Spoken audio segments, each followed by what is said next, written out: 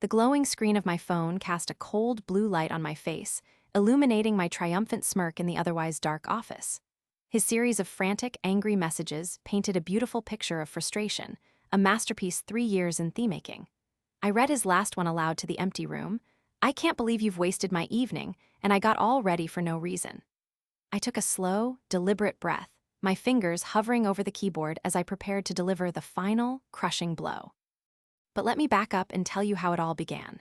My name is Clara Jennings, and when this story started, I was 25 years old, living in Portland, Oregon, and feeling like my life was a blank canvas that was suddenly, terrifyingly empty. I had just ended a 5-year relationship with my college sweetheart, Liam. There was no big drama, no cheating, no screaming matches. It was almost worse than that. It was a slow, quiet drift, like two ships pulling their anchors up at the same time and letting the currents carry them in opposite directions. We just weren't the same people who had fallen in love over late-night study sessions and cheap pizza. The breakup left a void, a silence in my apartment that was louder than any music I could play. My world, which had once been so neatly defined by us, was now just me. I was a graphic designer at a mid-sized firm downtown, a job I loved. I poured myself into my work, finding comfort in color palettes and clean lines, in creating order out of chaos. My best friend, Maya, did her best to drag me out of my funk. She was the yin to my yang, a fiery and fiercely loyal lawyer who believed the cure for a broken heart was a combination of spicy margaritas and brutal honesty. After a few weeks of me moping around in sweatpants, she staged an intervention. She grabbed my phone, opened up a dating app, and created a profile for me before I could protest. "Clara," she said, snapping a surprisingly good photo of me as I laughed, "you're not going to find the next chapter of your life at the bottom of a pint of ice cream. You are a catch. Now get out there and let someone catch you." That's how I met Ethan. His profile was impressive.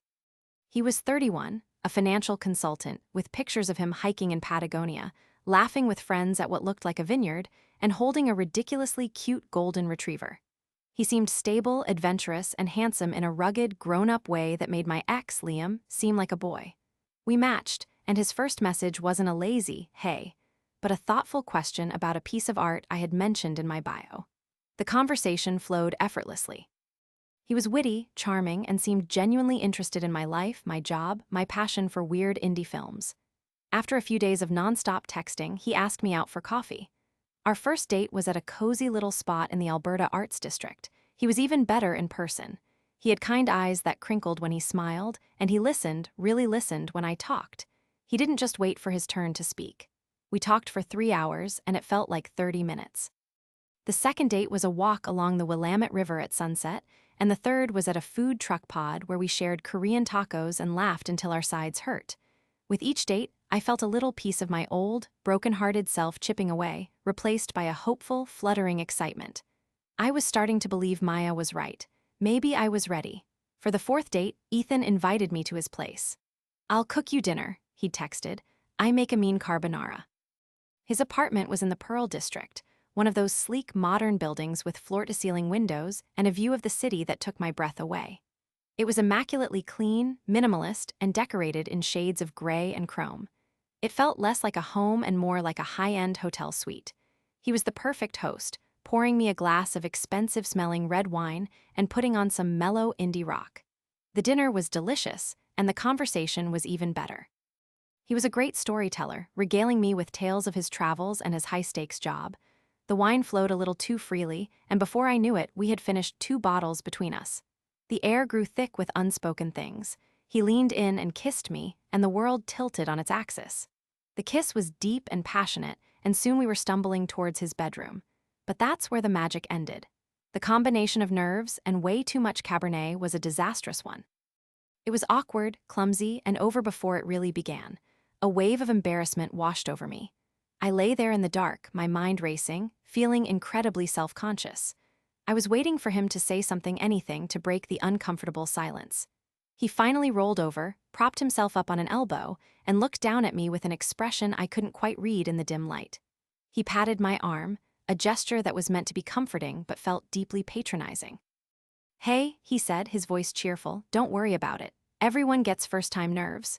It wasn't a reassurance. It was a performance review, a critique I hadn't asked for, delivered with a smug little smile that made my skin crawl. He had framed it as my failure, my nervousness, my issue. All the warmth and connection I had felt just moments before evaporated, replaced by a cold, hollow feeling in my stomach. I wanted to disappear. The next morning, the vibe shift was immediate and brutal. I woke up alone in his big, cold bed. The spot next to me was already empty. I had hoped for morning cuddles, for a sleepy kiss, for coffee and a quiet conversation that would erase the awkwardness of the night before. Instead, I found him in the kitchen, already dressed in workout clothes, scrolling through his phone. He didn't even look up when I walked in. "Morning," I said, my voice barely a whisper. "Hey," he grunted, his eyes still glued to his screen. "There's coffee in the pot if you want some." No smile, no good morning.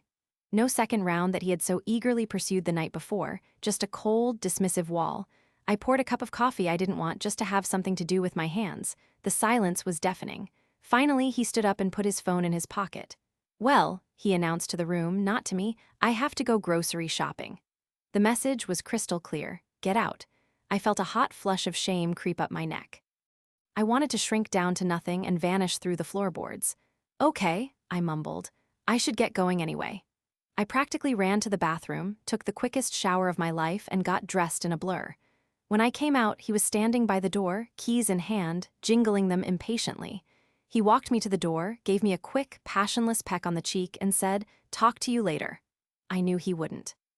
I walked out of his sterile, soulless apartment and into the gray Portland drizzle, feeling smaller and more foolish than I had ever felt in my life. I had let myself be vulnerable, and in return, I got a patronizing pat on the arm and a gentle shove out the door. The walk to my car felt like a mile-long walk of shame. I expected to never hear from him again, and a part of me was relieved. But surprisingly, he texted the next day. "Hey, had a great time the other night. We should do it again soon." I stared at the message, bewildered. Was he for real? Part of me, the logical part that sounded a lot like Maya, screamed to delete his number and block him immediately. But another part, the smaller, more insecure part that he had so expertly cultivated, whispered, "Maybe he just had an off morning. Maybe he really does like you." Against my better judgment, I agreed. That was the beginning of the end. Over the next few weeks, Ethan turned flaking into an art form. He would make plans, solid plans, and then bail at the last possible second. The first time we were supposed to go for a hike at Multnomah Falls, I'd bought new hiking boots and packed a lunch. An hour before he was supposed to pick me up, he texted, "So sorry, a client emergency just came up. Totally swamped." Rain check? I was disappointed, but I told myself these things happen. He had an important job after all. A week later, he said he had gotten tickets to see one of my favorite bands at the Crystal Ballroom. I was ecstatic. I spent an hour doing my hair and makeup, picked out the perfect outfit, and was literally on the bus heading downtown when my phone buzzed. Feel a massive headache coming on. I don't think I can make it tonight." So bummed. I got off at the next stop, my face burning with humiliation, and took the bus straight back home. I called Maya, my voice trembling with a mixture of anger and embarrassment. "Clara, what are you doing?" she said, her voice sharp but not unkind. "This guy is a walking red flag. He's playing games with you. Drop him now." I knew she was right, but he was so good at reeling me back in. He'd send a flurry of apologetic texts, promising to make it up to me, telling me how much he wanted to see me, and like a fool, I would believe him. He bailated on dinner plans, a movie, a trip to the farmer's market. Each cancellation was a small cut, and together they were bleeding my self-esteem dry. I started to question everything. Was I not interesting enough? Not pretty enough? What was so wrong with me that this guy would rather do anything than spend time with me? The final straw came about a month after the night at his apartment. He had profusely apologized for the last cancellation and swore he would make it up to me. He made a reservation at a cozy, romantic Italian restaurant in Southeast that I had been wanting to try for ages. He confirmed that morning. "Can't wait for tonight," his text read. I let a tiny sliver of hope bloom in my chest. Maybe this time would be different. I took extra care getting ready. I wore a new dress, did my makeup perfectly, and even put on the expensive perfume that I saved for special occasions. I arrived at the restaurant a few minutes early. The hostess led me to a lovely little table in the corner. I sat down, my stomach fluttering with nerves and anticipation. I ordered a glass of wine and texted him, "I'm here, got us a great table." I waited. 5 minutes passed. 10, 15. I checked my phone. Nothing. I started to feel that familiar, sinking feeling of dread. I sipped my wine, trying to look casual, but I could feel the eyes of the other diners on me, the lone woman at a table for two. After 25 minutes, my phone finally buzzed. A text from Ethan. "Hey, so sorry, something totally unexpected came up with work. I'm not going to be able to make it." That was it. No explanation, no phone call. Just a casual, dismissive text, as if he were canceling a dentist appointment, not standing me up at a fancy restaurant. A hot, white-hot rage I didn't know I was capable of surged through me. All the disappointment, humiliation, and frustration of the past month coalesced into a single point of fury. My hands were shaking as I typed out a reply. "You are a selfish, inconsiderate time-waster. I can't believe I let you do this to me again." I hit send before I could second-guess myself. His reply was almost instantaneous. "Wow, okay. I told you something came up. It's not my fault.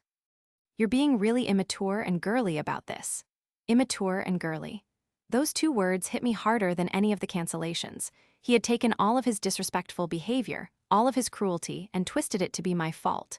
My reaction was the problem, not his actions. I was being girly. It was the ultimate dismissal, a verbal pat on the head to the hysterical little woman. I stared at the words on my screen, and something inside me snapped. I called the waiter over, paid for my untouched glass of wine, and walked out of the restaurant with my head held high, even though I wanted to crumble.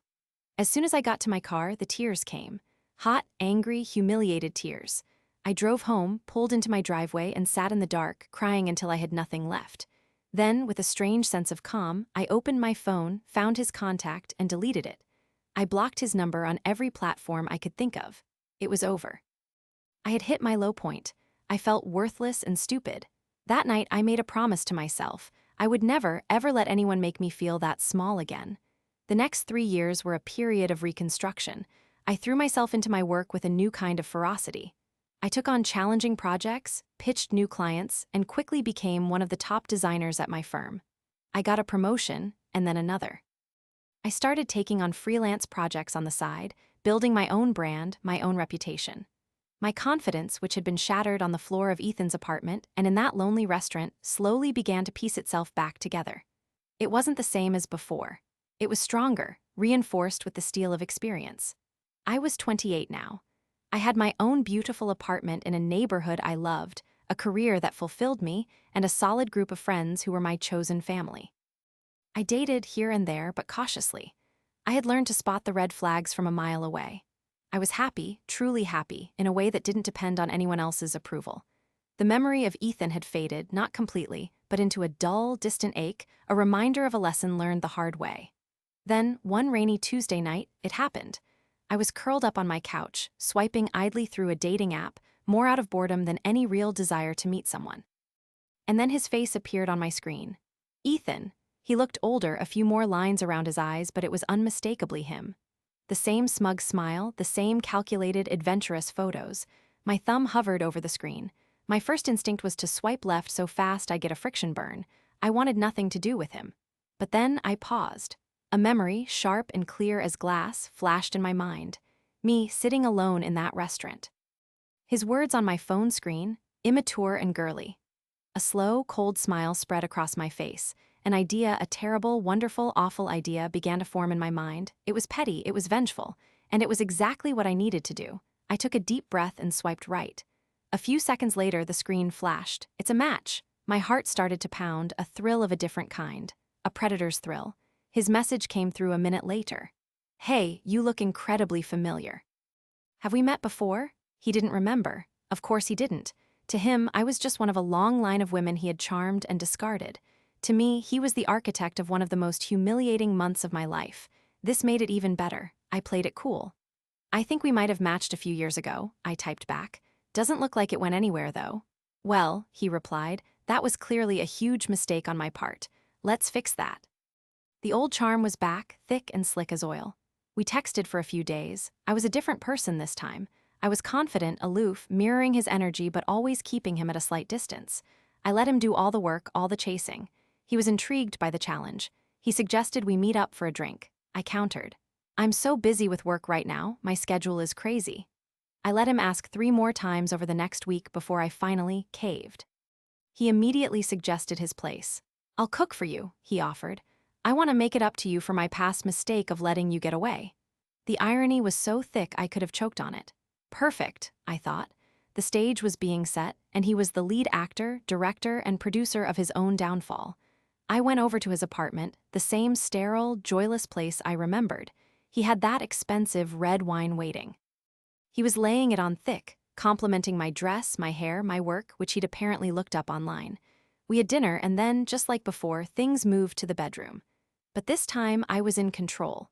We fooled around, I let him think he was getting everything he wanted, but I held back from going all the way. When he tried to push for more, I stopped him. I looked him in the eyes, my expression a perfect mask of sincerity. "You know," I whispered, "I just want this to be really amazing. I feel like we should wait, build the anticipation. Let's save the main event for next time when we can really take our time." It was a masterstroke. His eyes lit up. He wasn't being rejected, he was being promised something even better. His ego, already massive, inflated even further. He saw it as a testament to his irresistible charm. "I like the way you think, Clara," he said, a hungry look in his eyes. "You're right. Next time will be epic." We set a date for the epic round 2. Friday night. The whole week leading up to it, he was relentless.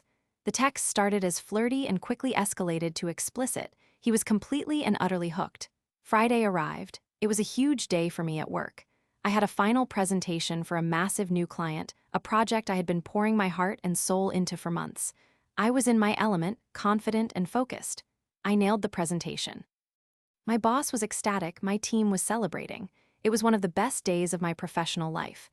And all day, my phone was buzzing, a constant stream of notifications from Ethan. "I can't wait to see you tonight. I've been thinking about you nonstop. You're so incredibly sexy, I can't wait to have you back in my bed." And then came the texts that made my plan feel so much sweeter. "Just got home and showered. I'm all cleaned up and ready for you. I can't wait to feel you. I'm so horny for you it's driving me crazy." I read each message with a cold, detached sense of satisfaction. I let him stew. I let him build his entire evening, his entire fantasy around me. I worked late, not because I had to, but because I wanted to.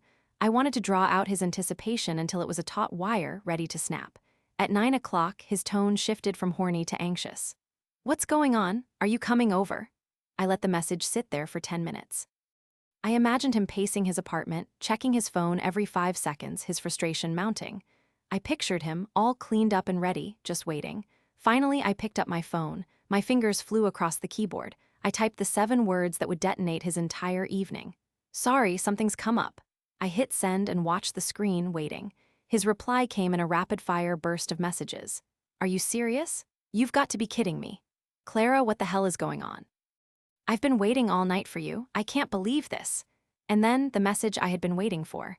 The one that made the entire 3-year wait worth it. "I can't believe you've wasted my evening and I got all ready for no reason." I smiled. A real, genuine, triumphant smile. The revenge was complete. The circle was closed. My fingers moved slowly, deliberately, as I typed out my final response. The words that had haunted me, the insult that he had thrown at me so carelessly to cover his own cruelty, were now mine to wield. I typed the 4 words, savored them for a second, and then I pressed send. How immature and girly. Immediately after, I blocked his number. I blocked him on the app. I erased every digital trace of him from my life for the second and final time. A wave of pure, unadulterated relief washed over me. It wasn't just about getting even. It was about reclaiming my power. It was about taking the words he used to make me feel small and insignificant and throwing them back in his face. He had called me immature and girly for having a genuine human reaction to being treated poorly. I had just shown him what being truly, calculatedly cruel felt like. I shut down my computer, packed up my bag, and walked out of the silent office. The rain had stopped, and the Portland air was crisp and clean. The city lights glittered against the wet pavement. I felt lighter than I had in years. I pulled out my phone, not to check for messages from him, but to call Maya. "Margaritas?" I asked when she answered. "My treat." I didn't need to say more. She heard the victory in my voice. "I'm already on my way," she said.